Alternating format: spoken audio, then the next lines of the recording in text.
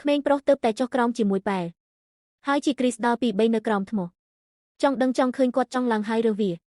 ដោយមិននឹកស្មានដល់កញ្ចក់ត្រូវបានកាត់ឈាមបានកកភ្លាមនៅលើថ្មខ្ញុំមិនទាន់បានរងចាំឲ្យបរិះនោះមានប្រតិកម្មនៅឡើយទេកម្លាំងអាតកំបាំងមួយត្រូវបានចាក់ចូលភ្នែកខាងឆ្វេងរបស់គាត់នៅពេលដែលយុវជននោះបើកភ្នែកម្ដងទៀតហើយទន្ទឹងរង់ចាំប៉ុន្តែមិនបានរំពឹងទុកថាមនុស្សគ្រប់គ្នានឹងអ្វីទាំងអស់នៅចំពោះមុខគាត់មានតម្លាភាពក្មេងប្រុសបានដឹងភ្លាមថាមានអ្វីមួយមិនត្រឹមត្រូវខ្ញុំឆ្ងល់ថាតើភ្នែករបស់ខ្ញុំបានផ្លាស់ប្ដូរហើយឬនៅទទួលបានភ្នែកស៊ូក៏ដោយអភូតហេតុដំបូងយុវជនគិតថាគាត់កំពុងសុបិនប៉ុន្តែបន្ទាប់ពីទះកំភ្លៀងខ្លួនឯងក្មេងប្រុសមានអារម្មណ៍ឈឺចាប់ដូច្នេះគាត់បានសន្និដ្ឋានភ្លាមថាវាជាការពិតទាំងអស់ហើយបុរសនោះរីករាយណាស់គ្រាន់តែដោះមុខនៅលើក្បាលរបស់អ្នកគ្រាន់តែដោយសារតែឥឡូវនេះគាត់មានបំពង់ភ្នែកខាងឆ្វេងការវិតម្លៃកំណប់ណាមួយអាចរកលុយបានច្រើនមិនចាំបាច់លាក់នៅទីនេះដើម្បីអណ្ដូងរ៉ែទេដូច្នេះវិនាទីបន្ទាប់គាត់បោះមុខបុរសដោយផ្ទាល់បន្ទាប់មកនិយាយលាដល់មិត្តរួមការងារអបក្រសពតាមផ្លូវត្រឡប់មកផ្ទះវិញរៀបការជាមួយប្រពន្ធតើអ្នកណាដឹងថាពេលណាបុរសនោះហៀបនឹងដើរលេងផ្ទះហើយបង្ហាញខ្លួននៅមុខគូដណ្ដឹងរបស់គាត់គូដណ្ដឹងរបស់គាត់បានធ្វើឲ្យគាត់ឈឺចាប់តាមពិតគាត់បានឃើញគូដណ្ដឹងរបស់គាត់ជាមួយបុរសម្នាក់ទៀតក្មេងប្រុសបានផ្ទុះនៅនឹងកន្លែងត្រង់ហើយផ្ទះគូដណ្ដឹងរបស់គាត់បន្ទាប់មកសួរគាត់ថាហេតុអ្វីបានជាគាត់ក្បត់ខ្លួនឯងតើអ្នកណាដឹងថាគូដណ្ដឹងរបស់គាត់នឹងលែងលាក់ភាពអាម៉ាស់របស់គាត់នៅពេលនាងឃើញថានាងត្រូវបានគេវាយបង្ហាញខ្លួនភ្លាមជាមួយបុរសនោះហើយនិយាយថាគាត់ជាអ្នកចាញ់ក្រីក្រហើយមិនសមនឹងគាត់តតែសោះប្រសិនបើគាត់មិនបានដាក់ប្រាក់នៅក្នុងកាតរបស់គាត់រាល់ខែខ្ញុំនឹងមិននៅជាមួយគាត់អស់រយៈពេលជាយូរមកហើយបន្ទាប់មកគាត់ក៏បានណែនាំមនុស្សចំនួនទី2ដែលនៅជាប់នឹងការបោះបោរដល់យុវជននោះបាននិយាយថាគាត់គឺជាអ្នកស្នងមរតកគ្រឿងអលង្ការរបស់ចៅ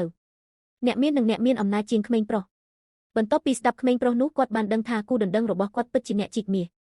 ដូច្នេះគាត់មិនចង់បានទៀតទេខ្ញុំគ្រាន់តែចង់ឲ្យគាត់ផ្ដល់ឲ្យខ្ញុំ60,000 ឆ្នាំដោយមិននឹកស្មានដល់លោក Bejenier បាននិយាយថាប្រាក់នឹងត្រូវបានចាត់ទុកថាជាថ្លៃខូចខាតផ្លូវចិត្តដែលផ្ដល់ឲ្យគាត់ដោយយុវជននោះហើយអ្នកមានចំនួនទី2បានជាប់ចិត្តនឹងគាត់បានដកប្រាក់ពីចុងដោយផ្ទាល់ហើយបោះវាទៅគាត់បន្ទាប់មកគាត់បានចាក់ចេញដោយផ្ទាល់ជាមួយ Bejenier បន្ទាប់មកឃើញពួកគេទៅឆ្ងាយក្មេងនោះក្រាបចុះហើយរើសលុយអ្នកណាដឹងថានៅពេលនេះឡានទំនើបមួយគ្រឿងស្រាប់តែបុកក្មេងប្រុសនៅពីមុខគាត់ក្មេងប្រុសមិនមានពេលវេលាដើម្បីជៀសវាងទេសំណាងល្អគូប្រជែងបានជន់ហ្វ្រាំងក្មេងប្រុសខឹងខ្លាំងណាស់ដែលគាត់ចង់ចេញមុខហើយឆ្លោះជាមួយគាត់ដោយមិននឹកស្មានដល់ខ្ញុំបានរកឃើញដោយចៃដន្យថាម្ចាស់គឺជាស្ត្រីដ៏ស្រស់ស្អាតម្នាក់ស្ត្រីស្រស់ស្អាតបានបោះខ្លួនចូលទៅក្នុងដៃរបស់បុរសវ័យក្មេងដោយមិននិយាយអ្វីហើយបាននិយាយថាក្រពះរបស់គាត់មិនស្រួលទេក្មេងប្រុសនេះបានប្រើកាយវិការរបស់គាត់ដើម្បីមើលពោះរបស់គាត់ហើយមានដង្កូវនៅខាងក្នុងដូច្នេះវិនាទីបន្ទាប់គាត់បានជាសះស្បើយប្រាកដណាស់ការឈឺក្រពះរបស់ស្ត្រីបានឈប់ភ្លាមហើយសម្រាប់រឿងនោះគាត់មានអំណរគុណណាស់បុរសវ័យក្មេងហើយទុកឲ្យបុរសធ្វើលក្ខខណ្ឌណាមួយដែលគាត់ចង់បានហើយគាត់អាចយល់ព្រមក្មេងប្រុសនេះត្រូវបានធ្វើឲ្យស្រស់ភ្លាមនៅពេលដែលគាត់ឮវាឥឡូវនេះគាត់គ្រាន់តែចង់រកលុយប៉ុណ្ណោះដូច្នេះគាត់បានសុំឲ្យស្ត្រីនោះនាំគាត់ទៅផ្លូវបុរាណក្បែរនោះក្នុងនាមជាម្ចាស់ហាងបុរាណមួយគាត់បានយល់ព្រមភ្លាមនៅពេលដែលគាត់បានហៅថាបុរសនោះចង់ទៅតាមផ្លូវបុរាណវិនាទីបន្ទាប់គាត់នាំយុវជននោះទៅផ្សារខ្មោចហើយណែនាំដល់ក្មេងប្រុសថាមានរបស់ល្អជាច្រើននៅទីនេះភាគច្រើនវាអាស្រ័យលើចក្ខុវិស័យរបស់គាត់ភ្លាមនោះក្មេងប្រុសនោះបានបើកភ្នែកខាងឆ្វេងរបស់គាត់បន្ទាប់ពីស្ដាប់ដោយមិននឹកស្មានដល់ការប្រកួតប្រជែងត្រូវបានរកឃើញដោយគាត់ដែលជាគំនូររបស់ប្រទេសចិនប្រកាសណាស់គាត់គឺជាស្ដេចនៃគំនូរផែនទីផ្កាយ7ដែលលាក់នៅខាងក្នុងមានតម្លៃយ៉ាងហោចណាស់30ទៅ40លានវាជាទីរកពិតប្រាកដថៅកែឃើញថាក្មេងនោះចេះតែញឹមហើយប្រាប់គាត់ថាគំនូរនេះជាកំណប់ទ្រព្យល្អវាគឺជា8មិថុនារបស់អ្នកនិពន្ធសម័យទំនើបកម្រណាស់បន្ទាប់មកគាត់ក៏បានផ្ដល់ជូនបុរសនោះនៅតម្លៃ5,000 យន់បន្ទាប់ពីស្ដាប់ស្ត្រីនៅចំហៀងបានស្ដីបន្ទោសថៅកែពីបទបោកប្រាស់មនុស្សនេះគឺជាដំណើរការនៃការថតចម្លងបាច់នៅក្នុងរោងចក្របោះពុម្ពវាគ្រាន់តែជាផលិតផលប៉ុណ្ណោះវាមិនមានតម្លៃច្រើនទេថៅកែខ្មាស់អៀនខ្លាំងណាស់បន្ទាប់ពីឮវាហើយបុរសនោះក៏បាននិយាយដែរថាគាត់គ្រាន់តែចង់ទិញគំនូរតុបតែងដើម្បីព្យួរនៅផ្ទះ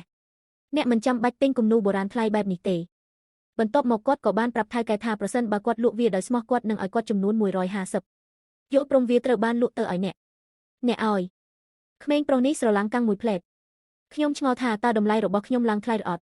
ហើយស្ត្រីនៅចំហៀងបាននិយាយថាក្មេងប្រុសនោះជាមនុស្សល្ងីល្ងើទោះបីជាអ្នកដឹងថាវាคล้ายក៏ដោយអ្នកនៅតែទិញវាទោះយ៉ាងណាយុវជនរូបនេះបានប្រាប់គាត់ថាមានអាចកំបាំងនៅក្នុងនោះតារាប់ណាស្ត្រីនោះបានហៅរឿងនេះនាងបាននាំយុវជននោះត្រឡប់ទៅហាងរបស់នាងវិញបន្ទាប់មកខ្ញុំចាប់ផ្ដើមសិក្សាកន្លែងដែលអាចកំបាំងនៅក្នុងគំនូរ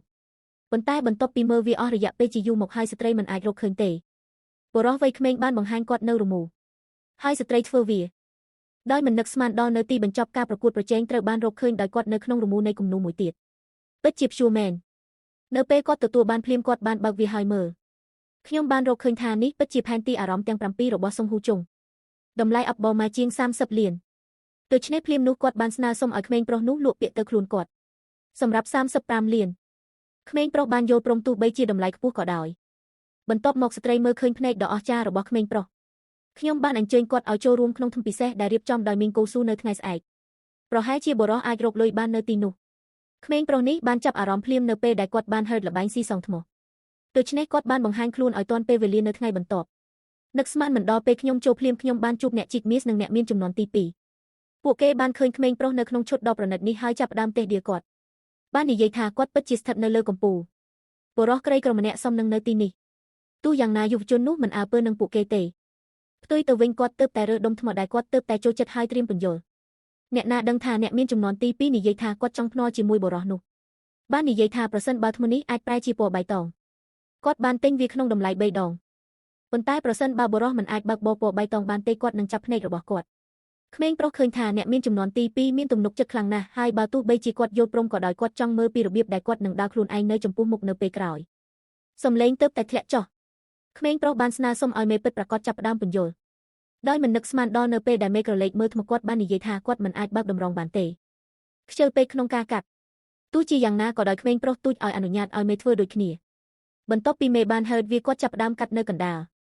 ដោយមិននឹកស្មានដល់អភូតហេតុមួយបានកើតឡើងវាគឺជាដៃគឺសេងយ៉ាងបៃតងរួចរាល់ហើយប៉ុន្តែអ្នកមានចំនួនទី2នៅតែមានការសង្ស័យបន្ទាប់ពីស្ដាប់វាភ្លាមនោះគាត់បានយកដុំថ្មទៅមើលតើអ្នកណាដឹងថាបន្ទាប់ពីមើលវាពួកគេដឹងថាសេងយ៉ាងបៃតងពិតជាត្រូវបានបើក